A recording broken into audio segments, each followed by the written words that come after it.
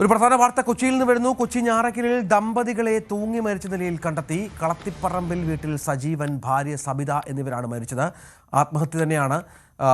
2 മാസം മുൻപും ഇവർ ആത്മഹത്യക്ക് ശ്രമിച്ചിരുന്നു എന്ന വിവരങ്ങൾ കൂടി പോലീസ് പങ്കുവെക്കുന്നുണ്ട്. നവമി ദിനേശ് ചേരുന്ന. നവമി, എന്താണ് സംഭവിച്ചത്? എന്താണ് പോലീസ് നൽകുന്ന പ്രാഥമിക വിവരം?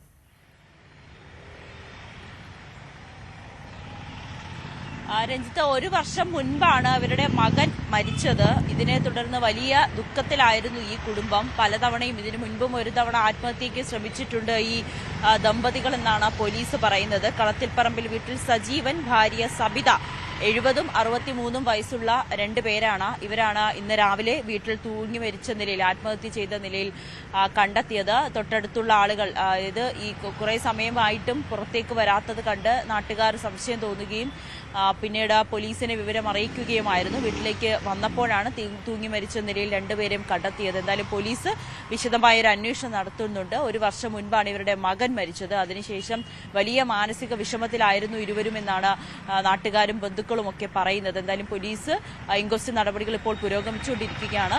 കൂടുതൽ പരിശോധനകൾ, ആത്മഹത്യാക്കുറിപ്പടക്കം പോലീസ് പരിശോധിക്കുന്നുണ്ട്. ഇത് മകന്റെ മരണവും തന്നെയാണോ കാരണം, അതോ മറ്റ് സാമ്പത്തിക പ്രശ്നങ്ങളൊക്കെ ഇവരെ അലട്ടിയിരുന്നോ എന്നൊക്കെ പോലീസ് പരിശോധിക്കുന്നുണ്ട്. എന്തായാലും വളരെ ദുഃഖിപ്പിക്കുന്ന ഒരു വാർത്ത തന്നെയാണ്. കുടുംബത്തിൽ ദമ്പതികളെയാണ് ഇന്ന് രാവിലെ വീട്ടിൽ തൂങ്ങി മരിച്ച നിലയിൽ കണ്ടെത്തിയിരിക്കുന്നത്. രഞ്ജിത്ത്, ശരി.